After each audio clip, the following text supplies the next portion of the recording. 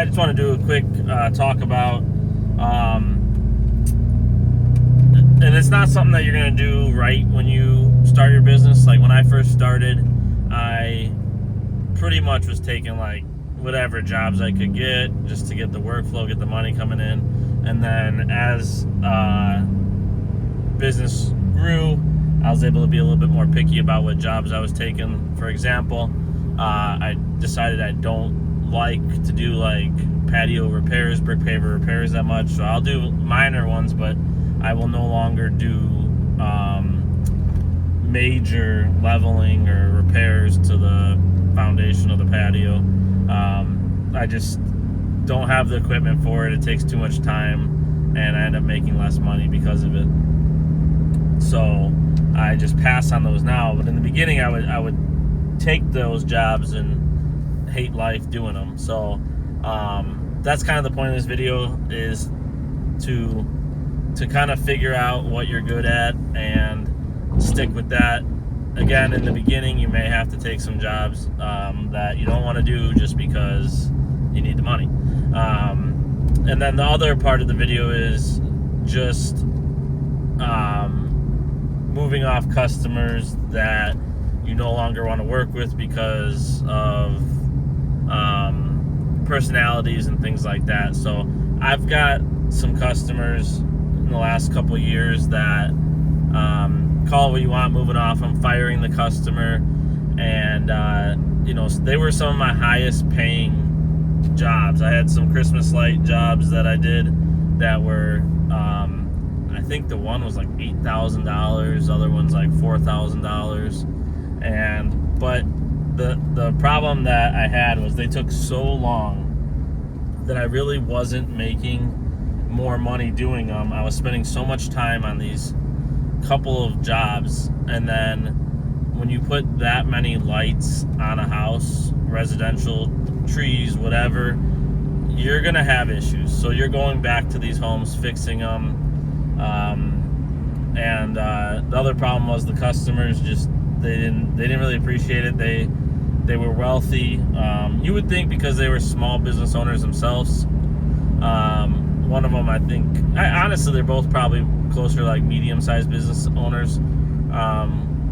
You would think though that they would appreciate a small business and things, but it just wasn't the case. They didn't. They constantly thought I was charging them too much money, trying to get better prices. And when I broke down the numbers, I would make more money doing smaller jobs that paid like $500, $600, $700, but doing multiple ones than spending all that time on those big jobs.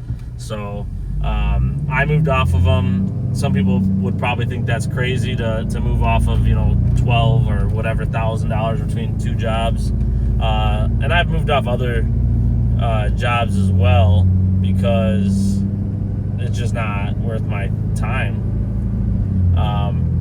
If the customer is going to be cheap and expect a better price or complain about the price, I'm better off just moving with taking that spot that that customer is taking up and just giving it to a new customer that is willing to pay the price that you're worth. And it's just really knowing your worth. So don't be afraid to fire a customer. If they're not appreciative of the work that you do, then you don't need to keep them. In the beginning, you might have to, just because you just don't have the work and you need the money. But as the business grows, don't lock yourself down with a customer that is constantly nagging on prices and things like that, because it'll also make you think that you need to lower your prices when really you need to stick to your worth and know what you need to charge. So the reason I was thinking about that is I got a job. I got a call from my Christmas light supplier, and it was a house that another installer did that they never came and took down the lights. So it's March now, early March, but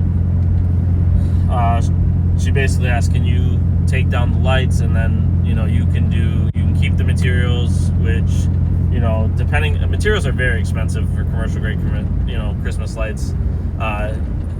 average house you could easily have $300, $400, $500 just in materials. So, and then it was in a higher end area by us, a little bit further for me. So it was like a 45-minute drive. And I spoke to the customer, and he had said, he explained what happened, and I hadn't seen the job yet. I just knew that there were some trees done. Normally they do the house and the trees, but they only did the trees this year. So I'm thinking in my head, this could be a quick takedown, whatever. And the customer told me like, oh, it's very simple. That's another thing that bothers me, is when a customer says, oh, it's simple or it's easy. Well, if it's that simple or that easy, like why would you be hiring somebody to do it? Most of the time, that's a key sign that they don't value your worth or the work that you're doing.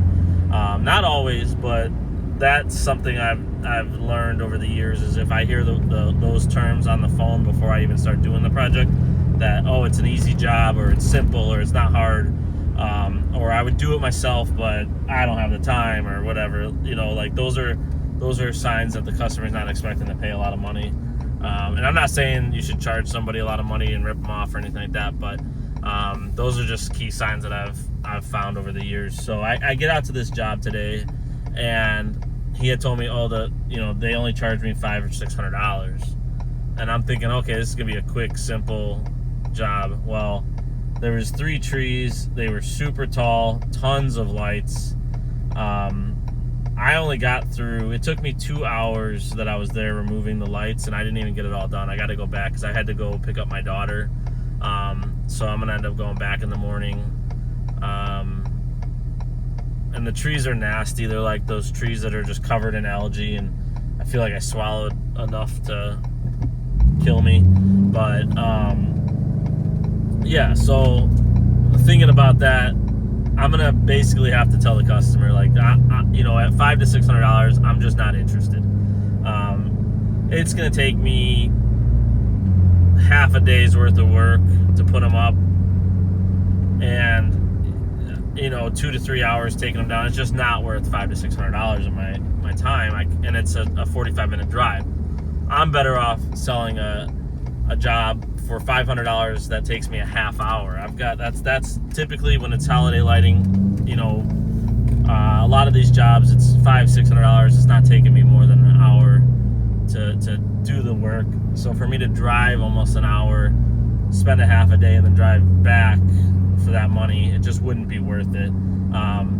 Looking at the job, if I have to do the house and the trees, I'm probably more in that $2,500 range.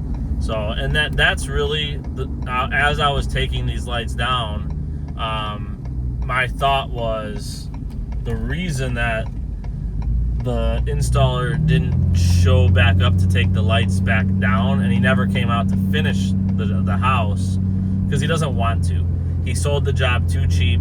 He realized he's not making any money. He probably sold more jobs that were more money, because this was like his second year doing it. So sold it the first year, and then this year he decided, oh, that was a bad sell on my part. And rather than trying to talk to the customer or explain the situation, he just didn't show up until like 3 days before Christmas to put them up, and then never came back to take them down. So my thought, I don't know because I haven't talked to the installer, but my thought is, just knowing the industry, that he doesn't want the work. So the customer firing him and saying, hey, don't come back to my house, I'm going to get a new installer, was actually a benefit to him. It was, for him, that was a relief probably. Okay, great, now I don't have to worry about you calling me and asking me to do your lights, because I really don't want to do them anyways. That was too cheap. So the hard part that I'm going to end up with is if the customer is thinking, hey, I pay $500, $600 for this, and I'm saying I'm not doing it for anywhere near that price. Now the caveat, I'll do it for not that price. I'll do it for less than the $2,500 that I would normally charge. But I'm putting these lights up in like October. I'm not coming out there in prime November, December. November and early December is prime installation. That's when I'm making most of my money, and I'm not gonna come out there and make less. So if if you want the deal, I'll give you a better price. It's still going to be considerably more, but I'll do it in October before I get really busy. So that's going to be, it's going to be a conversation. It doesn't really matter to me if they don't want to go with me. They want to try to roll the dice on finding somebody else. That's fine. But I'm not going to work for that price. So that's just the